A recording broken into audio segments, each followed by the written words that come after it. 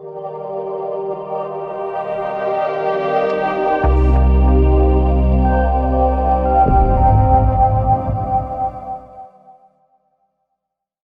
everyone, welcome to SAMA, a program which invites an expert each week to discuss a topic from their area of expertise. This week we're delighted to have Kristine Ovsepian as our guest expert to teach us how to rejuvenate our mind, body and souls. Are you tired of feeling anxious, stressed, overwhelmed or lost? Well, I am. Are you feeling like you're constantly swimming against the tide?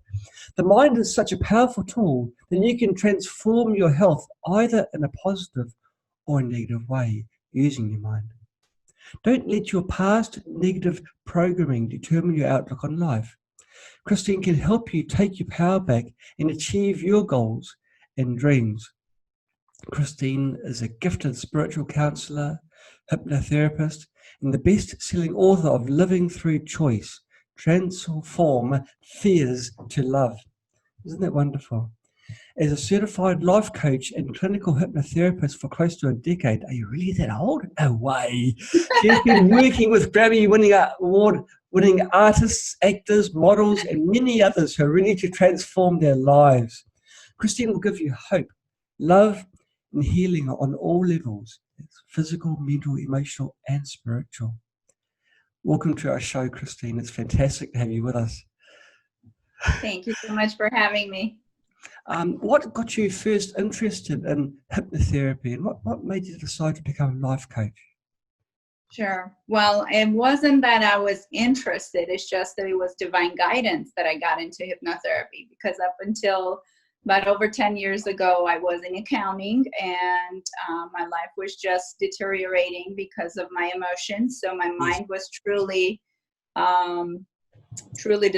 in a sense, if I could call it, destroying my body, because I was just so miserable and so unfulfilled with life. And so around 2009, I basically hit rock bottom when one of my doctors told me that if I continued on that path, I would not survive longer than 2 years, because it was becoming very physical, my emotional state. Yes. And so I just, honestly, it took me about 3 to 6 months to truly wake up to that reality and realize that I had to make a change. And so hypnotherapy really was not even a part of any of my plans ever. Right.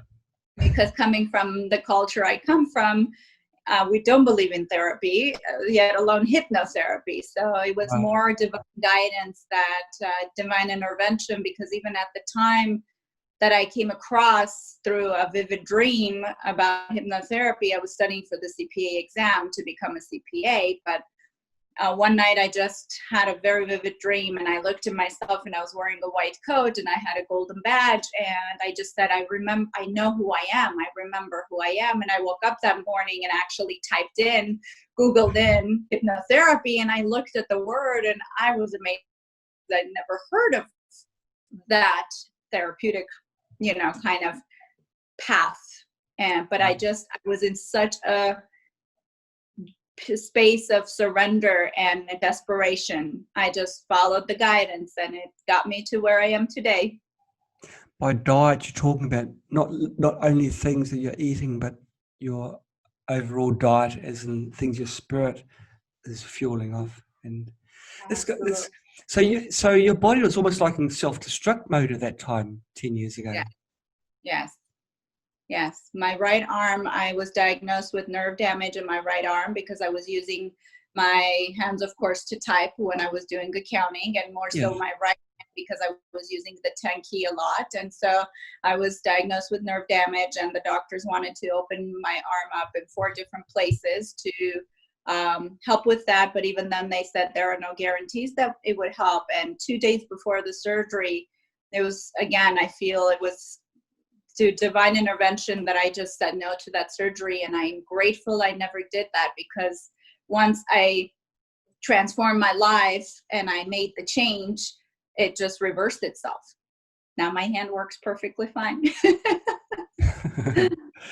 That's fantastic. It's the power of the mind. It can create and destroy. Right. from what you described, the mind has got an incredibly powerful role, not just in thoughts, but in our physical realm as well.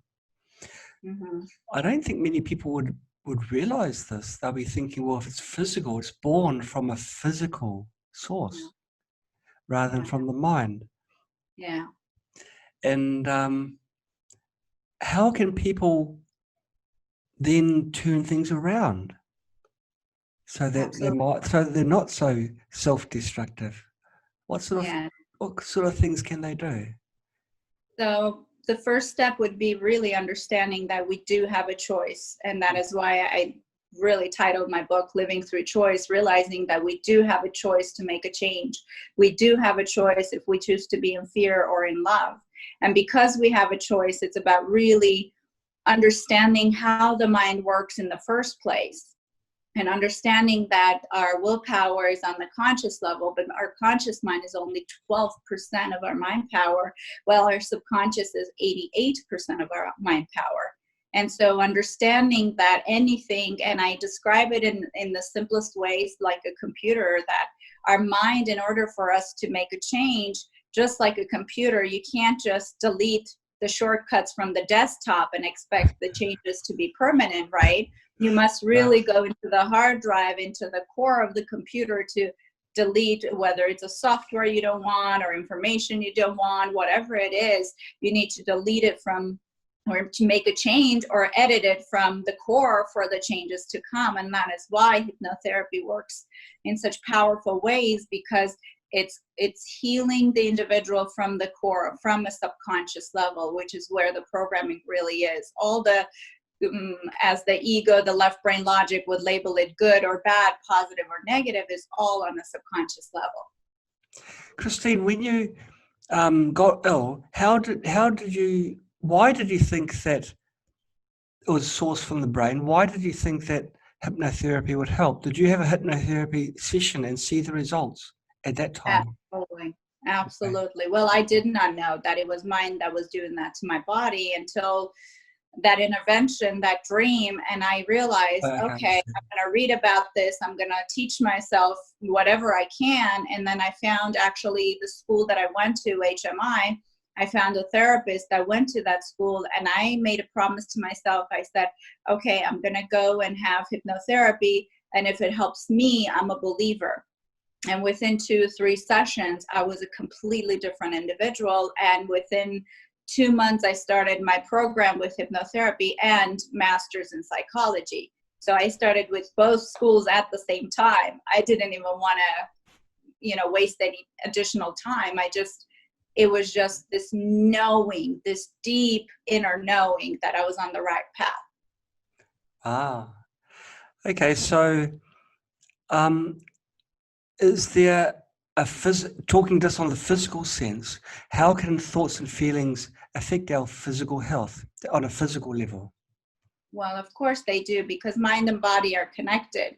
Yes. And whatever the mind feels and experiences, the body just absorbs and responds to.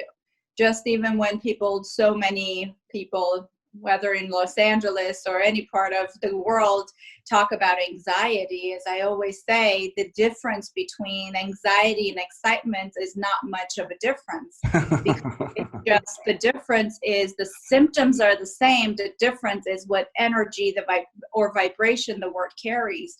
No one ever says, yay, I'm having anxiety, but everybody can say, yay, I'm excited, correct? And so perception has a lot to do with how the body responds.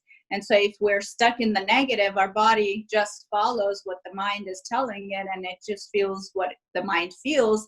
But if we're in the positive, then again, the body follows with. So labeling and shifting perceptions is one of the key ways to really achieve happiness, is to shift the perception from the negative to a positive.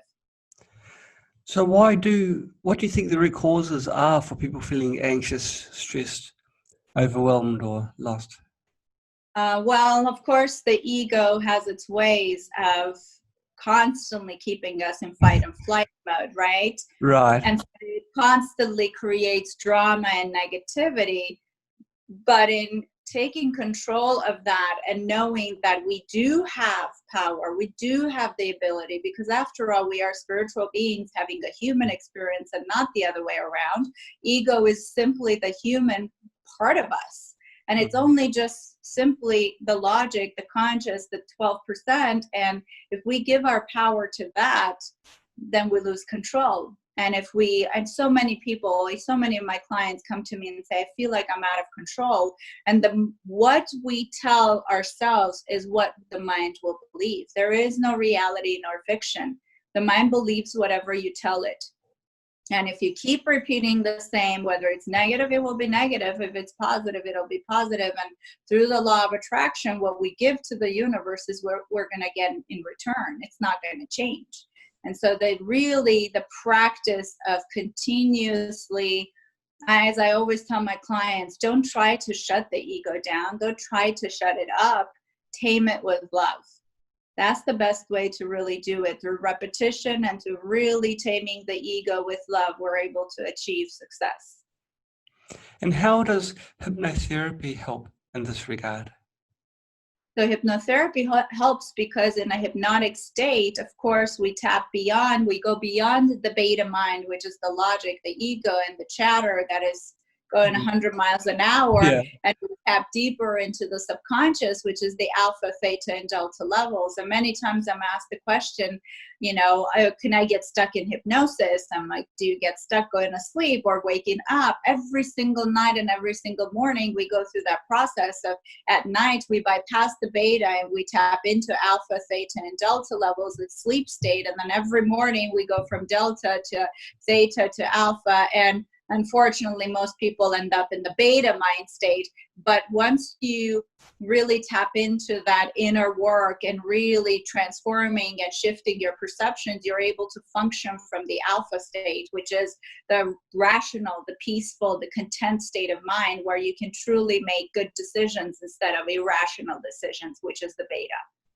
Right. So that's what hypnotherapy helps you do, to tap into the subconscious mind. Because once you bypass the beta, which it takes an average, studies show the average individual about 90 seconds to go into alpha state, into a hypnotic state. And the more that we meditate, the shorter that time becomes. And so once you tap into the alpha, the gates to the subconscious open. And once the gates open, your suggestibility heightens. And that's what really hypnosis is really tapping into that state of mind, which every night we do it anyways. It's not like the therapist is hypnotizing you. I always tell my clients, I'm not hypnotizing you. All hypnosis is self-hypnosis. All I'm doing is facilitating your healing. While we may not possibly, which, if you're a professional, you know how to work with these tools, you can do it for yourself, but the average person doesn't know how to do it for themselves. So the facilitator becomes that individual to help them achieve their goals. Nothing is ever done with my clients that they're not ready to do, whether it's quitting smoking or losing weight or overcoming anxiety, depression, panic. I always tell my clients, this is your choice, and I'm here to give you what you're ready to receive. Nothing can be forced. Nothing. People sometimes think that hypnosis is such a bad thing, or it's you're losing control, or you're giving your mind control to someone else. That's not true. You're not giving up control at all. In fact, you're gaining control of your life. The reason that people think you lose control is because they've all seen the shows where these people go on stage, the pendulums and everything, act like animals, and yeah. But that stage hypnosis, that's merely for entertainment purposes. Hypnotherapy is not like that at all. My clients get into a beautiful, comfortable, recliner, and I recline them and I put a blanket on them and I give them an eye mask to wear. It's kind of like in a sense, like a spa healing session.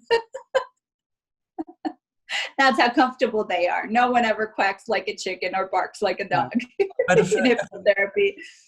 But no one would want to do those things in front of an audience. So how can they be coaxed into doing this if they've still got their control over their bodies and the functions? So there's a difference. So some people are way more suggestible. Okay. than others. So the hypnotist knows exactly who they're picking.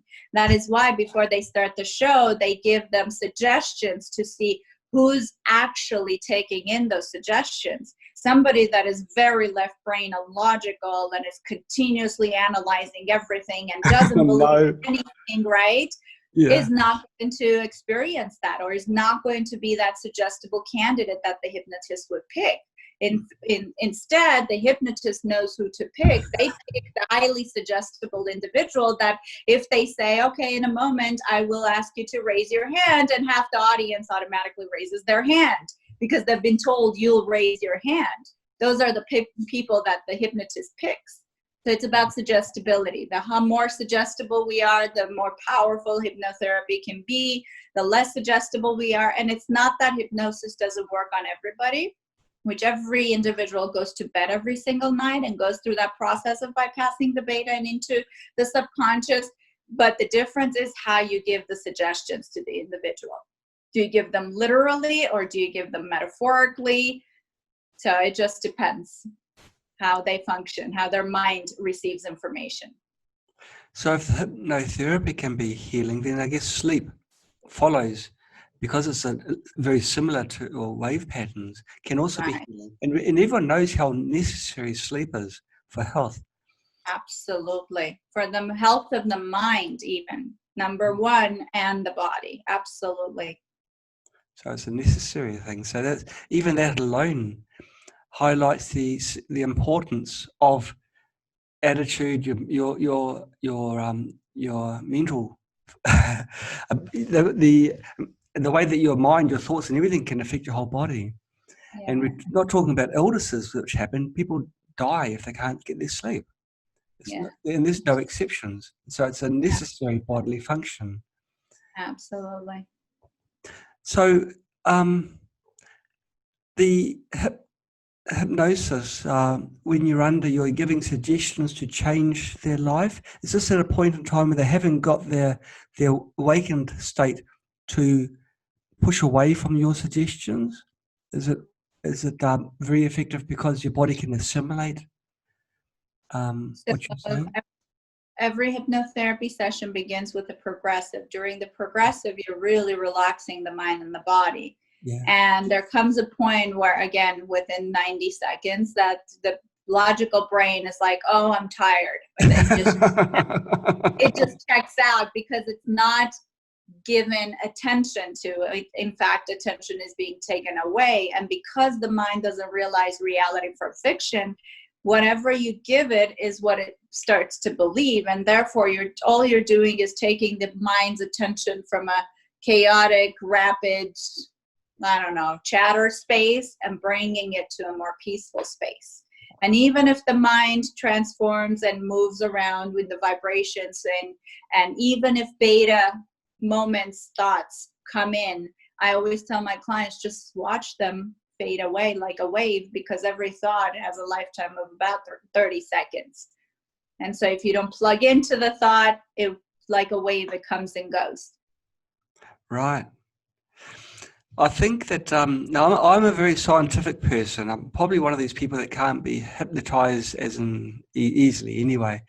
I started meditation about a year ago, and I find it so hard. The mantra, I'm the sort of person without even wanting to, I'm trying to not do it, but I find myself analyzing this mantra. Mm-hmm. And I just find it so hard. Can everyone do it? Because meditation is very, very important to get your mind into a certain state where you. Yeah, I just can't do it. Is it because I'm not trying hard enough? I'm trying too hard. That's always what I tell my clients, because you're trying too hard. Meditation is not difficult. It's kind of like saying every single night, I go to bed and I'm trying so hard to fall asleep. And the harder that we try, the more resistance there is. And so meditation is not about trying harder and harder. In fact, it's about really letting go and surrendering. That's when you really have the most magical experiences. So just think of it like you're lying down to go to sleep. Do you fight yourself, or do you just let yourself go? Sure, just relax. Yeah, and let things happen. And meditation, there's 23 or so, forms of meditation. It just depends on what type of meditation you're trying to do. All you need to really focus on achieving is a peaceful state of mind. I don't, ever give my clients a meditation technique to tell them, quiet your mind completely. We're not monks. We're not in the mountains. We're not in Tibet. We're living life. Life is busy. Life is chaotic. As you were telling me before we started the recording, how much noise there is around you. So all we really need to do is just focus on bringing our attention to something more peaceful and calming. That's it. If you close your eyes, and if the one thing that really brings you peace, calmness, happiness, relaxation is, let's say you have a dog or a cat, is to think about your dog or cat, let it be that. I just like to simplify things. I don't believe in making it difficult, because most of the time my clients are frustrated because they always hear about the fact that they need to sit in a lotus position and like a monk and have their back straight. Well, we weren't born to sit that way, right? So it's hard for us. So it becomes challenging. Next thing you know, your legs are falling asleep. Your back is hurting, and it becomes more frustrating. I tell my clients, as long as you don't meditate in your bed the way you sleep, because then you don't want your mind to associate your rest and sleep with meditation. Otherwise, you'll just be meditating in your bed. Do it somewhere different. And all we really need to do is put some new age music on, put some, ocean waves, bird sounds, and just close your eyes and focus on those sounds. If water sounds doesn't work, do nature sounds. If nature and water sounds don't work, then do, new age music. There's so many different ways this can be done. And there's multiple different ways that all you need to do, even with the mantra that you said, depending on what type of mantra are you using? Because I studied Gayatri mantra, and I tried so much to try to connect, even though I had the meaning of what the mantra meant.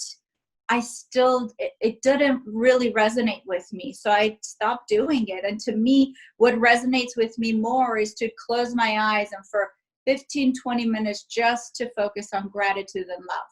It's as simple as that, just gratitude and love. And when I say love, not the earthly love that is so limited and filled with pain and rejection, and people think that's love. That is not love. When I think of love, I think of that divine, pure, unconditional love, or whatever our belief is, whatever we believe in. Wherever that true essence of love is coming from. Yes. We can just focus on that. Or gratitude, the things we're grateful for, the things we're grateful to have and not have.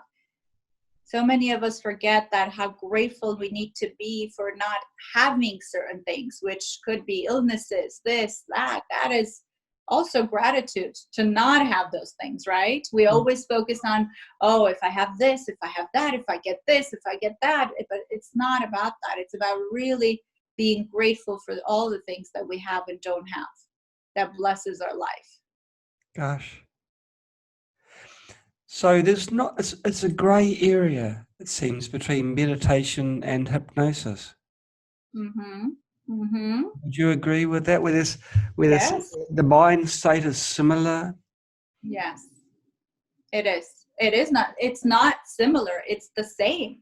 It's just with meditation, you're doing this process for yourself. With hypnotherapy, with a professional, and you've talked about the things, while as an individual, and I know we're capable of making changes ourselves, but the average individual does not realize that they actually have that power within themselves. And why hypnotherapy works and why we come in as therapists, as healers, is because it just makes that individual's life a lot easier. Instead of them trying so hard to do it themselves, they go to a professional, and the professional helps them achieve those things. So it basically makes the process easier, instead of working so hard and trying to find, even when I studied hypnotherapy, much of the work that I do today, I didn't learn it in school. I just really, through trial and error in the past 10 years, I've learned what works for me, and all of my clients, which is why I work with different modalities, and I bring in life coaching into my sessions, and I bring in breath work into my sessions, and I bring in emotional freedom technique into my sessions, or NLP, neuro-linguistic programming. There's just so many beautiful techniques that can truly create this magic, this shift and change in a person's life. Yes, the emotional freedom techniques. We've had Nick Spit on. She was on twice actually, talking about such things. It's getting rid of our emotional baggage, the unwanted baggage that we all accumulate over time. From childhood, much of my clients' pain, it comes from childhood, and it doesn't have to be severe trauma. There's still things that as a child, because from age 0 to 7, we're just sponges. We just absorb information. And by the time we're 7 to around 9 years old, the logical brain begins to develop, and it begins to analyze everything. Right. And so during that time, during that transition in analyzing, we begin to understand right and wrong, good or bad, positive, negative. And based on that, we start to kind of put ourselves into a box. We want to fit in with everybody, which I know I did much of my life, just trying to fit in. And now I realize none of us are meant to fit in. We're all meant to really be who we're meant to be. And accept who we are, and exactly. and mold our characters to how we want to be. And I guess hypnosis, hypnotherapy gives us the power to do so. What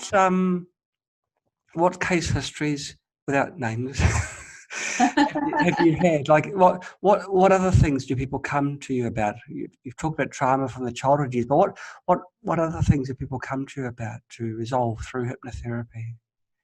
I mean, anxiety, depression, panic, smoking, weight loss, fertility. But overall, we can call it all we want. We can put these beautiful labels, which are not beautiful at all, in fact. We can put all these labels on our emotions. The bottom line is fear. And fear is of the ego. That's what causes separation. So it's fear-based. Most of our issues are fear-based. So hypnotherapy helps. Sorry? No, that's okay. It could be fear of rejection. It could be fear of success. It could be fear of failure. It could be fear of love. So many layers and layers of fear.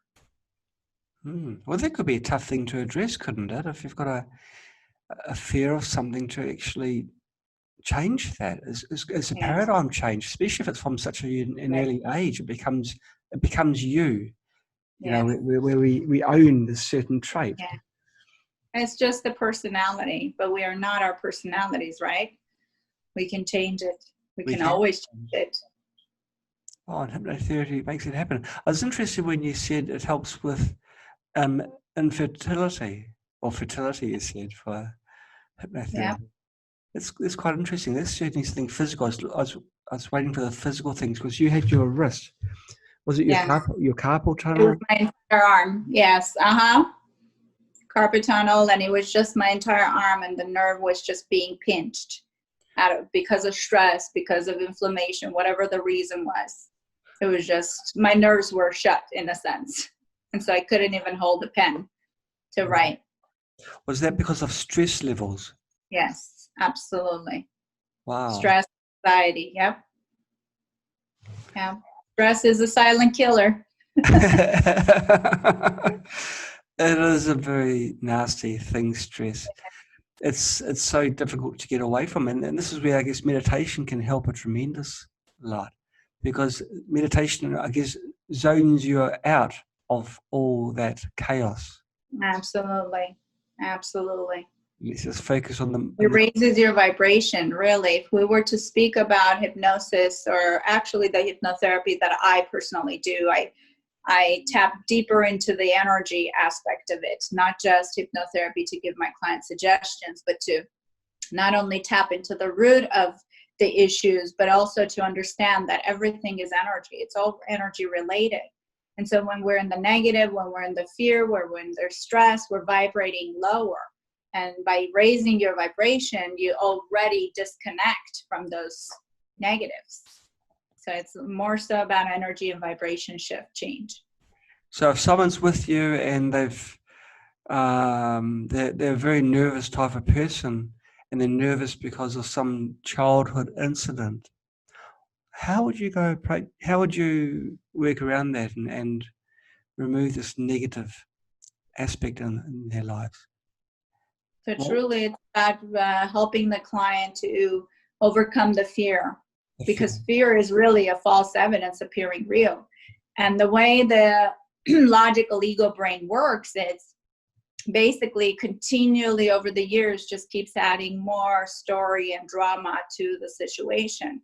And so by really tap into the hypnotherapy, and not only just hypnotherapy, because I combine my hypnotherapy sessions with life coaching, I give my clients tools and techniques to work with outside of the sessions to help them, because a lot of the times fear is because of fear can lead to anger, fear can lead to unforgiveness. And so through the coaching, I'm able to help my clients to release fear. So it's a mental and emotional and spiritual, it's on all levels, mind, body, and spirit work. It's not just on the mind level. So it's really tapping into and letting go of the story, owning the story instead of the story owning us. There's nothing worse than the feeling of not being in control. And if you're not in Absolutely. control of your emotions, Yeah. how on earth can you be in control of anything in the physical realm? Right. And the unfortunate thing is that the ego constantly tries to gain control, but instead it continues to lose control. Where when you're acting and living and functioning from the more of the alpha brainwave and state, you are more in control because you're content, you're peaceful, you're rational. I always tell my clients, don't ever make drastic decisions from an irrational space, which is the beta mind. Always wait, take a break, take a moment, take an hour, take a week if you need to before you make that decision, because no one can truly make a good positive decision from a beta mind. We can make great decisions from the alpha mind. So the beta mind is when the ego's got control, full control. Actually out of control. Yeah. Yeah. Because it's in the negative, it's in the fear, it's in the panic, it's in the chaos. We can't make good decisions from that space. Right. What lifestyle changes can people do to help relax their minds and their bodies? I always tell my clients the work that we can truly achieve is done 2 times in the day. We're highly suggestible, in the morning and in the evening. And really the simplest thing we can do is what we introduce to our mind during those times. In doing positive exercises, positive affirmations in the morning, right when we wake up, within that half hour of the suggestible state, because we're still in that, theta alpha brainwave function. And right before we go to bed, when we're, really starting to doze off, to never introduce negatives. No arguments, no negative TV watching, no negative or news or whatever else it is, or reading a scary book or watching a horror movie. Those are no-nos, because then you introduce that to the mind. Instead, to focus more on ending the day with positive, even if it's writing a affirmation that I'm grateful today was a peaceful day. Just really ending it on a positive note and beginning our day on a positive note as well. So those are 2 ways that the practice of it takes our mind and body about 21 to 30 days on average. So I always tell my clients, don't just do it 1-2 days and say, oh, it didn't work. You need to keep at it, right? We commit to so many things in our lives. Is it that difficult to commit to ourselves? And that's where we understand the importance of self-love, that we must commit to ourselves before we can commit to anything or anyone in our lives. Whether it's a job we commit to, or whether it's family or children or animals or friends. How do you commit to others when you can't commit to yourself? True. It's very true. You have a well, I won't call them a patient. I won't call them client. A person that's not very well comes to see you, but it's not necessarily something wrong with them. It's just let's say they're nervous, okay. And how do you put them into a hypnotic state? What are the procedures that you do? Meaning if someone is not really in a bad space in their life, is that what you were asking? Well, I mean, that someone's coming to see you and they've got problems, but they're not sure just what the cause is, the root cause is. Right. And that's why the cognitive part of the session is spent. My first sessions are always 2 hours long. So we spend a good an hour and 15 minutes or so really tapping deeper into, and when I ask my clients the questions, I always listen into their belief systems, because our belief systems are the intentions of how we live life. Yes. And so I write them down and then I address it with them, and they don't even realize it because it's so unconscious that they repeat those words, those sentences, those affirmations without realizing it is mostly those affirmations that have become their belief system that can really be I don't want to say destroying, that's too strong of a word, but negatively affecting their lives. Right. It's quite a powerful skill that you're describing, where you write down their belief systems, because if you talk the same language as them, then the focus is more on the information rather than the delivery. Right. So it'll be in a hypnotic state, we're able to, make those changes. Right. Shifting those beliefs from the negative to a positive. Yeah, okay. That's very interesting, because if a person was a staunch Christian, you wouldn't want to be talking too much about other things. Well, I'm born and raised Christian, so yeah. And I'm doing this. I know, but you've got a very open mind, though. And, I do. And now this vision that came to you, this really intriguing. It was like a spiritual guide that nudged you just when you needed that nudge. With a lot of people, it comes through a health crisis, where the attention's, where their life path changes tact and it goes in a different direction. And yours came not so much through a crisis, but through this information that was passed down to you. Yeah. A lot of people don't listen to messages like that, A lot of people just... All intuitive beings, we all have the ability to really tap in, and whether it's the knowing or the hearing, it just depends on which sense is dominant for you. We're always able to receive that information, all of us. The term intuition is a phrase used to cover up these messages. Oh, I just had an idea. Just had a thought, just a feeling. Well, what is the feeling? The knowing.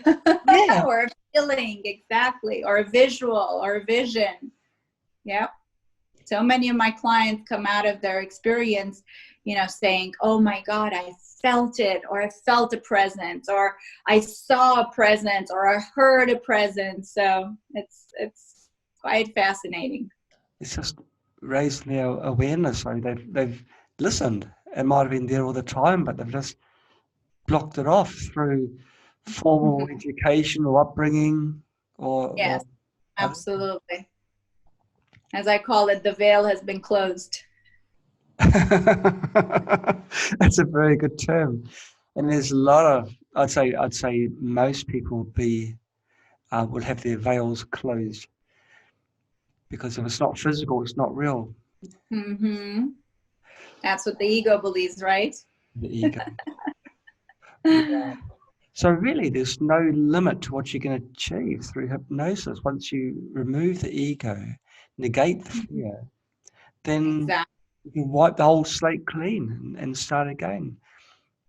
With your not so much wipe it clean, because sometimes my clients do come to me and they say, make me forget this, I don't want to remember this, Kristine. I say, it's not about forgetting your past experiences. It's really about becoming neutral and free and cutting the emotional cords more so. so that you're no longer hostage to those memories and stories. You're in control of those stories. When we're talking about hypnosis, one reason why I think there's a lot to it, when I was a child, I obviously didn't like going to the dentist, and I found it quite painful, but I also don't like I didn't see the need of having a painkiller, so I'd sort of grunt through it without any painkiller, even when I was about 9 or so. But one time before I went in, I thought, well, I'm going to just zone out. And I was too young to think of a name for, realizing what any sort of technique to use or anything, but just think about nice things. And I could have gone through the wars and not really known it because I was in such a good spot. Is this how you describe meditation or hypnosis, where you just you're not in the here and now, but you probably where you should be? Exactly. And then that's a perfect example, and that is exactly what I did multiple years ago when I had to have all 4 of my wisdom teeth removed at once.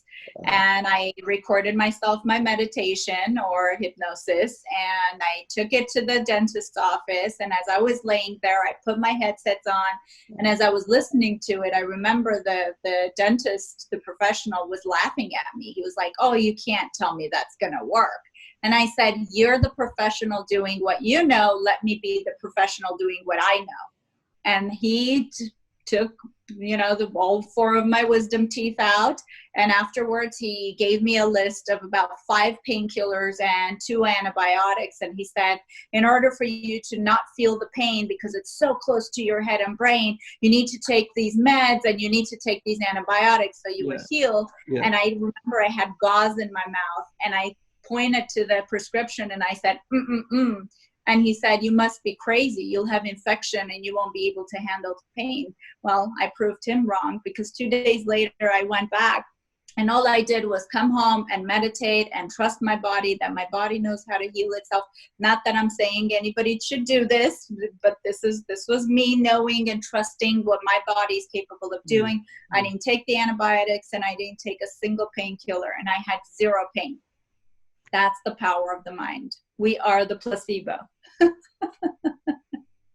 Well, it's not a placebo if it does things physical, and it does, and it works. Well, the placebo is that we are. If we believe we won't have pain, we won't have pain. But we must believe it, really believe it, not just say, "Oh, I won't have pain," and not believe it, because then you will have pain. So mine was my strength came from believing in what I do, and it helped me. And then 2 days later, everything was healed, and even my dentist was like shocked. How did it heal so quickly 2 days later? Maybe because I trust my body. Yes, absolutely. Yeah. Maybe, well, I'd say that the pain signals from the nerves in your teeth, or the teeth that weren't there, around surrounding, would be firing towards your brain, but your brain would have held its hand up and said, "No, I'm not listening. I'm like a parent." There are many individuals in the world that they cannot have general anesthesia, so they have surgeries with hypnosis. Wow. That's possible. It is very much possible. Wow. I mean, it's to another level, but well, whatever you can think, you can do. Even childbirth, absolutely. Even childbirth. You can have childbirth in a more positive, loving way, instead of the pain or epidurals or any of that. Some women choose to do it with hypnosis. Wow, well, that's both brave and it's also wise, I guess, because you need drugs in your body. It's not good especially whilst your child's still there. Right, exactly. And if you want to get put off an epidural, just have a look at the length of the needle. Exactly. Scary. It is scary. That's a big incentive as well. It's gosh. So it's harnessing your mind power then in a better way. And hypnosis, I guess, would allow us to harness the power of our minds. Absolutely. That's exactly what it does. Have you ever had anyone that has been too hard a case? Someone who you've been unable to hypnotize or unable to get through once they're in that state? Well, in the past 10 years, out of thousands of my clients, and I always love to be honest, I've had 4 cases, and it was not hypnotherapy. It was past life regression therapy that we were doing. But it's not that the individual wasn't able to get to the space. It was that they were just afraid. Their ego kept pulling them back. So they would go into the lifetime and pull themselves back. And they would go into the lifetime and pull themselves back, or they would not allow themselves to. So I've had about 4 cases in the 10 years, but that's a very small percentage compared to the thousands that have successfully achieved healing. So talking about when someone wanting to go back to a previous life, and maybe their formal education, and more importantly, their formal life, their formal belief system is preventing them. Is that the case? Yes. Okay. A lot of times, yes. A lot of times, what past life regression therapy is truly helpful for is for individuals who have situations in their lives that they can't explain, certain fears, certain limitations, or they're lost and they don't know what their purpose is. And going into the past lives, you're able to really tap into one case in particular, one of my most recent cases. The individual came in and we were really tapping into relationships and understanding why certain people exist in our life, why certain situations are present in her life, or she wanted to find out more about her purpose. And one thing that we did not address, that she didn't even think it would be possible, so she didn't address it, but during the past life regression therapy, her subconscious brought it forth that during the therapy, she suddenly witnessed a lifetime where she was in a vehicle and in water and she was drowning. And in that moment, while she was crying, she said, "Oh my God, I understand why I'm so afraid of dark waters." And we didn't even have that as part of our intentions for past life regression, but her subconscious was ready to face that lifetime and heal it. And so she was able to heal that, so that fear lost its power, in a sense, if it's the best way for me to say it.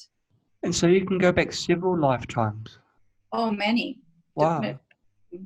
In 2 hours, sometimes I can go through 7, 15 lifetimes with my clients, or 1 or 2. It just depends on the individual and how much detail they go into. I have clients who go into detail such as the colors of the walls and what paintings are on the walls and where they are, and describing to the T their clothing and shoes and if they're male or female, and others, they go through it a lot quicker. So depending on the amount of detail the individual goes into, we're able to go from 1 up to 10, 15 lifetimes even. That's amazing. 2 hours.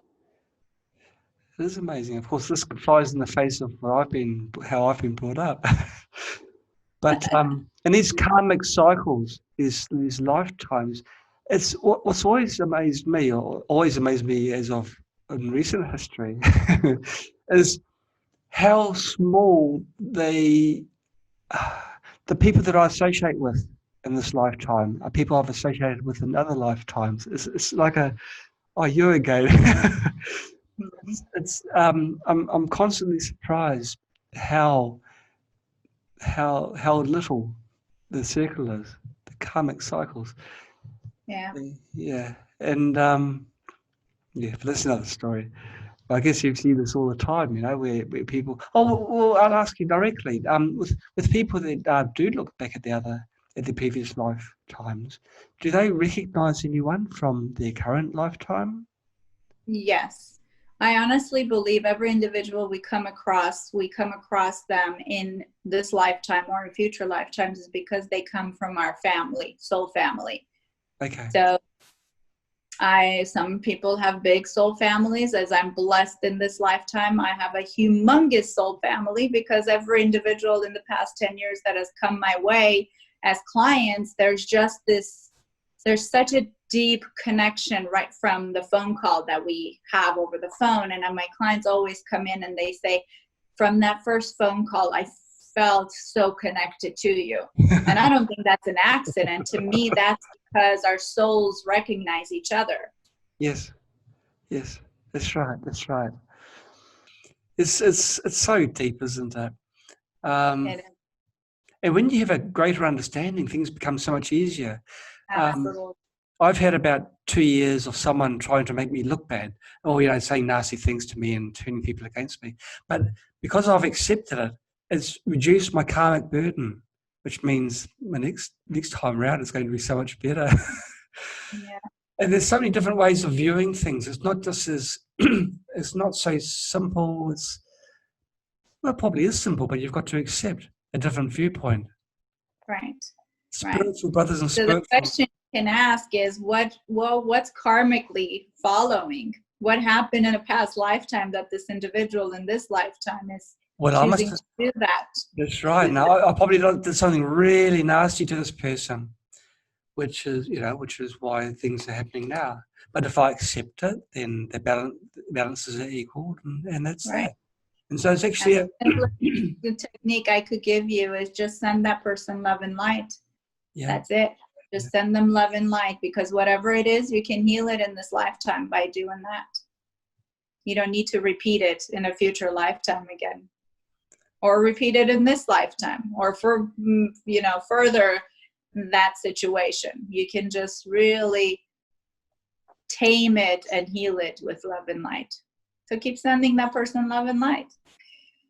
like I warned you at the beginning of the summer, it's probably going to meander off in different directions, and now I've got sort of meandered off into a bit of a side path. There's a belief which I which I have: forgiveness. Someone does something very bad to me, or sorry, I picked a bad time to start talking a lot. That is the body language right there. The throat center, the expression center is being affected, which is connected to forgiveness, whether we're not able to express how we feel or what we think. So you just had a body language right there. Well, thank you. I needed a scientific viewpoint on that. There's a forgiveness script which you read out. And you read it, and you mean it, and you extend that to the person. It could be anywhere, and it could be someone who's causing real harm to you. But the reflection on yourself is quite pronounced, and in forgiving them, it makes things a lot better for yourself.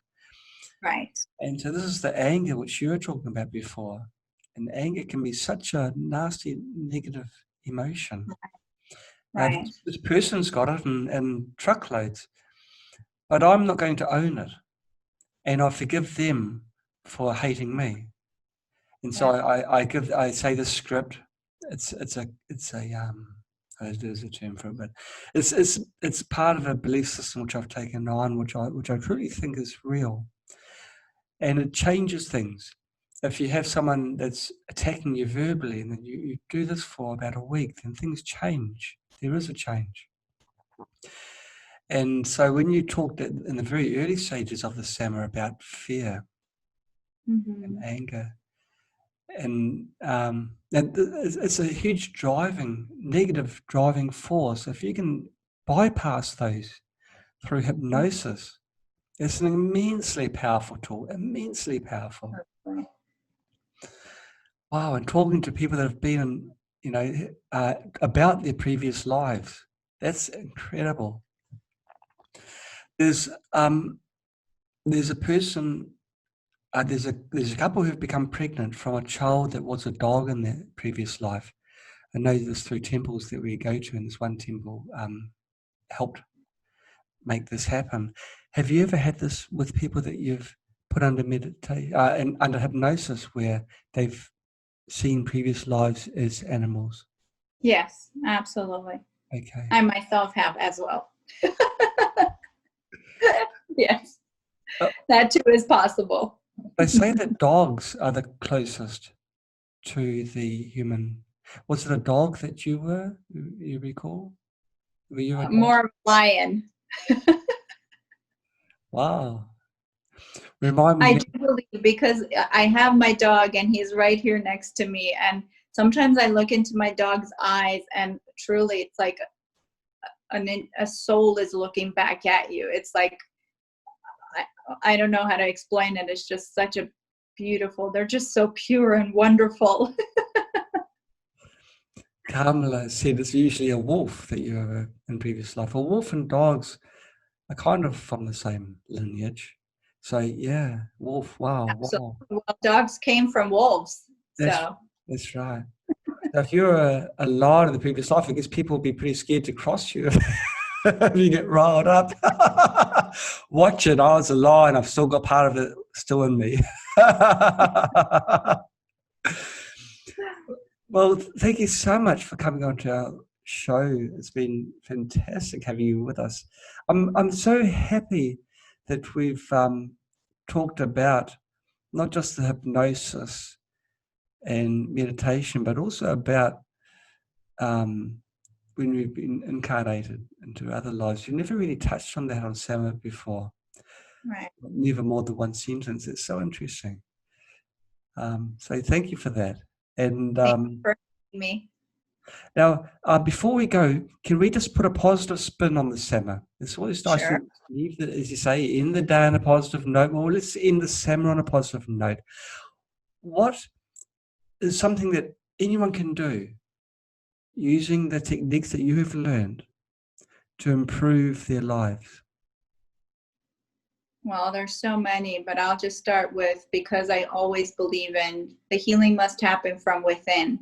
So truly, and I know 99.9% of the population has this issue, is how judgmental and mean we could be to ourselves internally, how we internally abuse ourselves. Yes. And so one thing I'll invite for the listeners to do is start practicing being kinder to the self, having a more kind, loving relationship within yourself.